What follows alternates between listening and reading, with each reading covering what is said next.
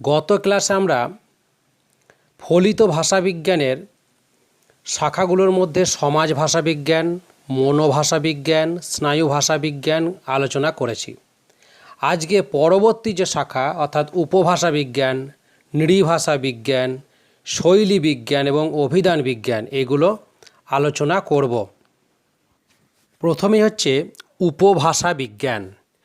উপভাষা হলো একটি ভাষার অন্তর্গত এমন একটি বিশেষ রূপ যা একটি বিশেষ অঞ্চলের মানুষের মুখে মুখে প্রচলিত থাকে, যার সঙ্গে সেই আদর্শ ভাষার বা সাহিত্যিক ভাষার ধ্বনিগত ও রূপগত বেশ কিছু পার্থক্য দেখা যায়।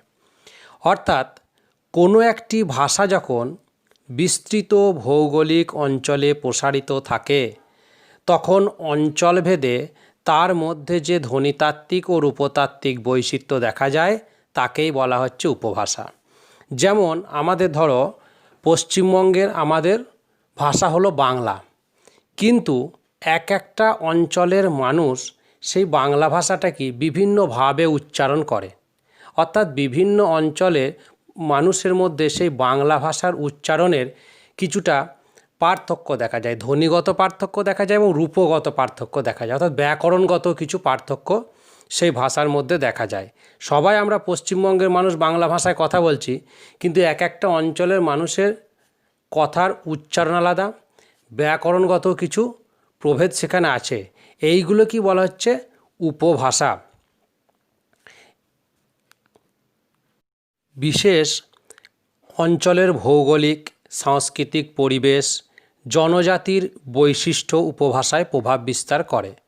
বাংলা ভাষায় 5টি উপভাষা রয়েছে। এগুলি হলো রাঢ়ী উপভাষা, ঝাড়খণ্ডী উপভাষা, বরেন্দ্রী উপভাষা, বঙ্গালী উপভাষা এবং কামরূপী উপভাষা। এই উপভাষাগুলির বৈশিষ্ট্য ও বৈচিত্র্য আলোচনা করা হয় উপভাষা বিজ্ঞানে। ভাষার সঙ্গে উপভাষার সম্পর্ক, উপভাষা কিভাবে পূর্ণাঙ্গ ভাষার রূপ ধারণ করে, এই সবই আলোচিত হয় এই উপভাষা বিজ্ঞানে। এইবার আমরা আলোচনা করব নৃভাষা বিজ্ঞান। যে কোনো ভাষার নির্দিষ্ট উদ্ভব বৃত্তান্তের সামাজিক গোষ্ঠীর ভূমিকা আছে। অর্থাৎ কোনো ভাষা যখন উদ্ভূত হচ্ছে, অর্থাৎ কোনো ভাষা যখন জন্মলাভ করছে, তখন একটা সামাজিক গোষ্ঠীর ভূমিকা আছে। অর্থাৎ একটা গোষ্ঠীর বিরাট ভূমিকা পালন করে কোনো ভাষার উৎপত্তিতে। আদিবাসী গোষ্ঠীর লোককথা, ছড়া, ধাঁধা, লোকগীতির ভাষা এখানে আলোচিত হয়। অর্থাৎ নৃভাষা বিজ্ঞানে আদিবাসী গোষ্ঠীর লোককথা, ছড়া, ধাঁধা, লোকগীতির ভাষা এখানে আলোচিত হয়।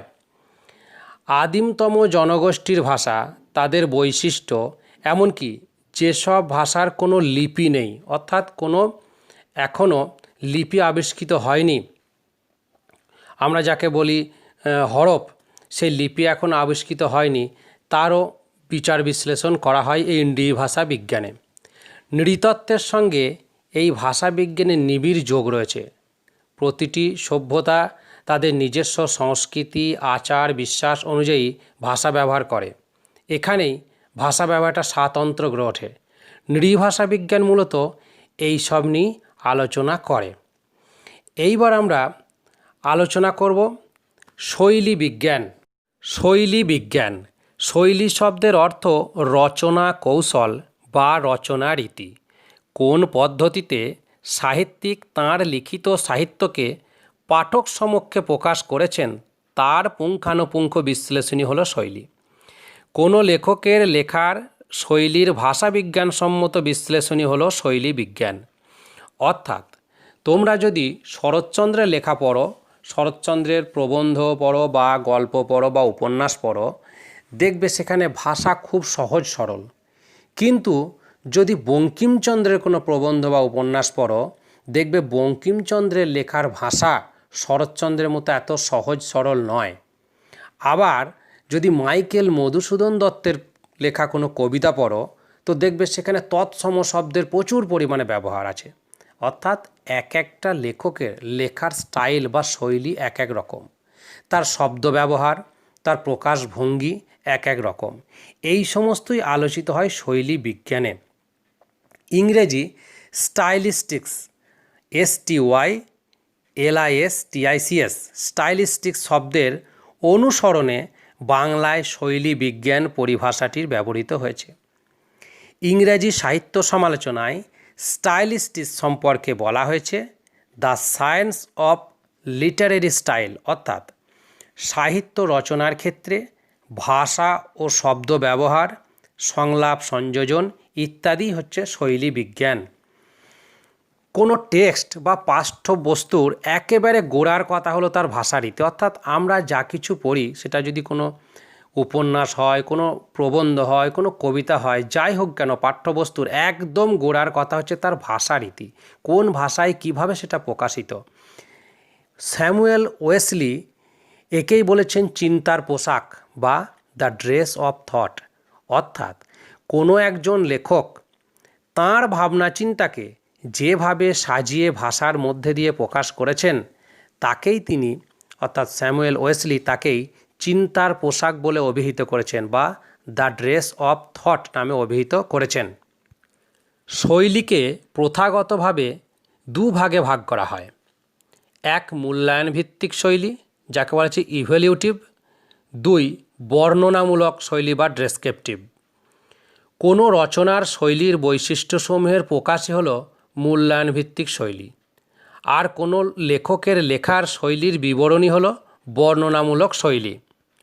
মূল্যায়ন ভিত্তিক শৈলীতে দুজন লেখকের শৈলীর পার্থক্য নির্ণয় করা হয়, অর্থাৎ শরৎচন্দ্র এবং বঙ্কিমচন্দ্র এই দুজনার লেখাকে পাশাপাশি রেখে অর্থাৎ পড়ে তাদের মধ্যে লেখার পার্থক্যটা কী সেটাই মূল্যায়ন ভিত্তিক শৈলীতে আলোচনা করা হয়। অর্থাৎ দুজন লেখকের লেখার যে শৈলীগত যে পার্থক্য সেই পার্থক্যটা নির্ণয় করা হয় মূল্যায়ন ভিত্তিক শৈলীতে। আর বর্ণনামূলক শৈলীতে কোনো একজন লেখকের দুটি পৃথক একজাতীয় রচনার শৈলীর পার্থক্যের বিবরণ দেওয়া যায়। অর্থাৎ এখানে কি একই লেখকের একজাতীয় লেখার যে পার্থক্য সেটার বিবরণ দেওয়া হয়। যেমন রবীন্দ্রনাথের দুটো আলাদা আলাদা কবিতার মধ্যে কি তার পার্থক্য আছে, কি স্টাইলগত পার্থক্য বা শৈলীগত পার্থক্য, সেইটার বিবরণ দেওয়া হয় বর্ণনামূলক শৈলীতে। বিখ্যাত ভাষাবিজ্ঞানী ফার্দিনান্দ দা সসুর মতে শৈলীর দুটি দিক, এক হচ্ছে লাং, দুই হচ্ছে পারল। এবার লাং এবং পারল কাকে বলে সেগুলো আমরা জানতে পারব। ভাষার নানা উপাদান যেমন ধ্বনি, বাক্য ইত্যাদি এবং সেই উপাদানগুলির পারস্পরিক সম্পর্কের বিধিবদ্ধ জালবিন্যাসে হলো লাং। আর সেই লাংয়ের বিধিকে মান্য করেও লেখক যখন তার ভাষা ব্যবহারের উপাদান নির্বাচন ও প্রতিস্থাপনের মধ্যে দিয়ে নিজস্ব একটি বাচন ক্রিয়া তৈরি করেন তখন তাকে বলে পারল। অর্থাৎ সহজ করে বললে দাঁড়ায় ভাষার যে নানা উপাদান রয়েছে, ধ্বনি, বাক্য ইত্যাদি যে উপাদান রয়েছে তাদের মধ্যে যে পারস্পরিক সম্পর্ক সেইগুলো নিয়েই হচ্ছে লাং। আর এই যে ভাষার বিভিন্ন উপাদান অর্থাৎ যাকে আমরা লাং বলছি, ধ্বনি, বাক্য এদের মধ্যে যে সম্পর্ক যাকে আমরা লাং বলে প্রকাশ করছি, এইগুলোকে সব ঠিক ঠিক রেখে অর্থাৎ এর নিয়মগুলো সব মেনে ঠিক ঠিক রেখেও লেখক তার ভাষা ব্যবহারের উপাদান নির্বাচন করে অর্থাৎ কিভাবে তিনি প্রকাশ করবেন, কোন স্টাইলে তার ভাষাকে পাঠকদের কাছে প্রকাশ করবেন সেটা নির্বাচন করে তিনি যে একটা নিজস্ব বাচন ক্রিয়া তৈরি করেন অর্থাৎ প্রকাশভঙ্গি তৈরি করেন তাকেই বলা হচ্ছে পারল। লেখকের মূল ভিত্তি তাই লাং হলেও শৈলী বিষয়টি প্রধানত পারলের এখতিয়ারভুক্ত। অর্থাৎ লেখকের মূল ভিত্তি লাং হলেও মানে লেখককে ধ্বনি, বাক্য ইত্যাদির মধ্যে যে পারস্পরিক সম্পর্ক এগুলো তাকে মানতেই হচ্ছে, তাই তার লেখার মূল ভিত্তি লাং হলেও তার শৈলী বিষয়টি প্রধানত পারলের এখতিয়ারভুক্ত। কারণ পারল কি না, পারল হচ্ছে তার প্রকাশভঙ্গি অর্থাৎ ভাষার বিভিন্ন উপাদানকে ঠিক রেখেও তার নিজস্ব যে একটা বাচন ক্রিয়া, বাচন ভঙ্গি সেটাই হচ্ছে পারল। তাই তার যে লেখার যে স্টাইল সেই স্টাইল বা প্রকাশভঙ্গির মূল হচ্ছে পারল। তাই বলা হচ্ছে যে শৈলী বিষয়টি প্রধানত পারলের এখতিয়ারভুক্ত। শৈলী বিজ্ঞান সংক্রান্ত আলোচনায় সাধারণত 5 প্রকার প্রকরণের কথা বলা হয়। 1 নম্বর হচ্ছে প্রমুখন, 2 নম্বর সমান্তরালতা, 3 নম্বর বিচ্যুতি, 4 নম্বর বহু ধ্বনিময়তা এবং 5 নম্বর হচ্ছে সংকেত বদল বা কোড বদল। এবার এগুলো কাকে বলে আমরা একটু জেনে নেব। প্রথমে হচ্ছে প্রমুখন, যাকে ইংরেজিতে বলা হয় ফরগ্রাউন্ডিং। বক্তব্যকে পাঠকের সামনে নিয়ে আসাই হলো প্রমুখন বা ফরগ্রাউন্ডিং। এরপর হলো সমান্তরালতা বা প্যারালালিজম। একই কথার পৌনঃপুনিক ব্যবহার অর্থাৎ বারবার ব্যবহারই হচ্ছে সমান্তরালতা, অর্থাৎ একই কথার বারবার ব্যবহারকেই বলা হয় সমান্তরালতা। এরপর হলো বিচ্যুতি বা ডেভিয়েশন। ভাষার প্রতিষ্ঠিত ও প্রচলিত ধারা থেকে বেরিয়ে আসার ঘটনাকেই বলা হয় বিচ্যুতি। এবার হলো বহু ধ্বনিময়তা, যাকে ইংরেজিতে বলা হয় পলিফনি। কোনো রচনার মধ্যে যদি নানা ধরনের চরিত্র থাকে এবং তারা যদি বিভিন্ন সামাজিক মর্যাদার অধিকারী হয় এবং এক এক উপভাষা অঞ্চলের বাসিন্দা হয়, তখন সেই রচনার মধ্যে বিভিন্ন সংলাপের প্রয়োগ দেখা যায়। একেই বলা হচ্ছে বহু ধ্বনিময়তা। অর্থাৎ যদি দেখা যায়, একটা উদাহরণ দিলেই বোঝা যাবে, দেখা গেল যে কোনো একটা নাটক হচ্ছে, নাটক লেখা হয়েছে, সেই নাটকে একটা ধনী শিক্ষিত শহুরে চরিত্র আছে, ঠিক তার বিপরীতে দেখা যাচ্ছে একটা গ্রাম্য অশিক্ষিত চরিত্র আছে। দুজনের মুখে একই সংলাপ দেওয়া যাবে না, দুজনের সংলাপ আলাদা এবং তাদের যে ভাষা, মুখের ভাষা, তাদের উচ্চারণ রীতি আলাদা। তাই তাদের মধ্যে কী হচ্ছে, ভিন্ন ভিন্ন স্বরকে প্রতিষ্ঠা করতে হচ্ছে রচনার মধ্যে। কারণ একজন শিক্ষিত শহুরে চরিত্রের মুখের যে ভাষা দেওয়া হবে, লেখক যে ভাষা দেবেন তার মুখে, নিশ্চয়ই গ্রাম্য অশিক্ষিত মানুষের মুখে তার সংলাপে সেই ভাষা দেবেন না। তাই একই রচনার মধ্যে বিভিন্ন চরিত্র রয়েছে এবং তাদের মধ্যে যে ভাষাগত পার্থক্য, একেই বলা হচ্ছে যে বহু স্বরময়তা বা বহু স্বরতা বা বহু ধ্বনিময়তা, পলিফনি বলা হয়। এরপর আসছে সংকেত বদল বা কোড বদল। একটি ভাষারীতির মধ্যে অন্য রীতির শব্দ বা বাক্যখণ্ড ব্যবহারকেই বলা হচ্ছে কোড বদল। এবার আমরা পড়ব অভিধান বিজ্ঞান। ভাষা বিজ্ঞানের একটি গুরুত্বপূর্ণ শাখা হলো অভিধান বিজ্ঞান। বেদাঙ্গ শাস্ত্রে যে নিরুক্ত অংশ থাকত, সেটি ভারতের প্রথম অভিধান এবং এর পথিকৃৎ ছিলেন যাস্ক। অভিধান সংকলনই হলো অভিধান বিজ্ঞান। ত্রয়োদশ শতাব্দীতে অভিধান বোঝাতে জন গারল্যান্ড প্রথম ডিকশনারিয়াস শব্দটি ব্যবহার করেন। DICTIONARIUS ডিকশনারিয়াস শব্দটি ব্যবহার করেন।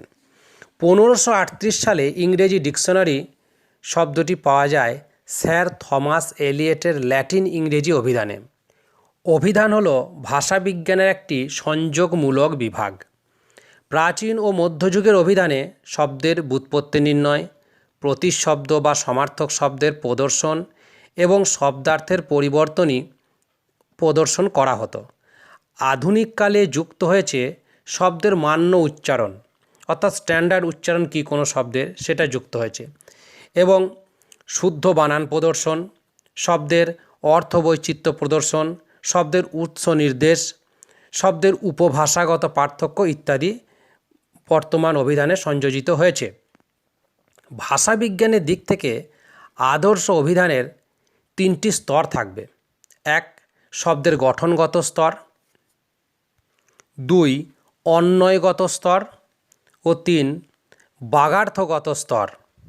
আধুনিক কালে অভিধান বিভিন্ন প্রকারের হতে পারে। একভাষী অভিধান, দ্বিভাষী অভিধান, ইতিহাসভিত্তিক অভিধান, বিষয় অভিধান ইত্যাদি। একভাষিক অভিধান কি? এখানে এক ভাষার শব্দকে সেই ভাষাতেই ব্যাখ্যা করা হয়। যেমন বাংলা থেকে বাংলা, ইংরেজি থেকে ইংরেজি। বাংলা কোনো একটা শব্দ তার অর্থ কী সেটা যখন বাংলাতেই লেখা থাকে, যেগুলো বাংলা ডিকশনারি, বাংলা অভিধান, সেখানে কী হয় বাংলার শব্দের কোনো একটা শব্দ, তার অর্থ, তার বিপরীত শব্দ, তার সমার্থক শব্দ ইত্যাদি বাংলাতে থাকে, অর্থাৎ বাংলার থেকে বাংলায় যে অভিধান তাকে বলা হচ্ছে একভাষী অভিধান। তেমনি ইংরেজির যে অভিধান, হয়তো ইংরেজি কোনো একটা শব্দ, তার অর্থটা কী, তার সিনোনিম অ্যান্টোনিম কী কী, সেগুলো যে অভিধানে থাকে, অর্থাৎ ইংরেজির থেকে ইংরেজিতে যে অভিধান সেটাকে বলা হচ্ছে একভাষী অভিধান। এবার দ্বিভাষী অভিধান, এখানে এক ভাষার শব্দকে অন্য ভাষায় ব্যাখ্যা করা হয়। আমরা যে অভিধানগুলো সাধারণত ব্যবহার করি কোনো ইংরেজি শব্দের মানে বাংলায় বুঝতে, যে অভিধানগুলো নিয়ে, অর্থাৎ ইংরেজি টু বেঙ্গলি যে অভিধান, সেগুলোকে বলা হয় দ্বিভাষী অভিধান। ইংলিশ টু বেঙ্গলি যে অভিধানগুলো আছে, অর্থাৎ ইংরেজি থেকে বাংলা কোনো একটা শব্দের ইংরেজি শব্দের মানে আমরা যখন বাংলায় খুঁজি যে অভিধানে, সেটাকে বলা হচ্ছে দ্বিভাষী অভিধান। অর্থাৎ ইংলিশ টু বেঙ্গলি যে অভিধান সেটা হচ্ছে দ্বিভাষী অভিধান। তেমনি বাংলা থেকে ইংরেজি অভিধানও হলো একটা দ্বিভাষিক অভিধান। কোনো একটা বাংলা শব্দ সেটা ইংরেজিতে তার কোন শব্দ ব্যবহার করা হয়, তার প্রতিশব্দ ইংরেজিতে কী, সেটা যখন আমরা যে অভিধানে খুঁজি, অর্থাৎ বাংলা থেকে ইংরেজি, সেটা হচ্ছে একটা দ্বিভাষী অভিধান। এবার হচ্ছে ইতিহাস ভিত্তিক অভিধান। একটি শব্দের প্রথম প্রচলন কবে হয়েছিল, প্রথম প্রচলনের সময় তার বানান, উচ্চারণ এবং অর্থ কী ছিল, পরে কখন তার বানান, উচ্চারণ এবং অর্থের বদল ঘটে এবং শব্দটির বর্তমান রূপ ও অর্থ কী, এইভাবে শব্দের বর্ণনা দেওয়া হয় যে অভিধানে, তাই হচ্ছে ইতিহাসভিত্তিক অভিধান। এবার হচ্ছে বিষয় অভিধান। এই অভিধানে কোনো বিষয়ের আলোচ্য সব কিছু অভিধানের মতো করে সাজানো ও ব্যাখ্যা করা থাকে, যেমন ইতিহাস অভিধান, উদ্ভিদবিদ্যার অভিধান, অর্থনীতির অভিধান ইত্যাদি। অর্থাৎ এখানে কোনো একটা বিষয়ে যে যে সমস্ত শব্দগুলো ব্যবহৃত হয় বা কোনো নামগুলো ব্যবহৃত হয়, অর্থাৎ ওই বিষয়ের আলোচ্য সব কিছুই অভিধানের মতো সাজানো ব্যাখ্যা করা থাকে, একে বলা হচ্ছে বিষয় অভিধান। আজকে তাহলে ভাষাবিজ্ঞানের যে প্রথম অধ্যায়, ভাষাবিজ্ঞান ও তার বিভিন্ন শাখা, এটা আজকে শেষ হলো। কারো যদি কোনো কিছু প্রশ্ন করার থাকে প্রশ্ন করতে পারো।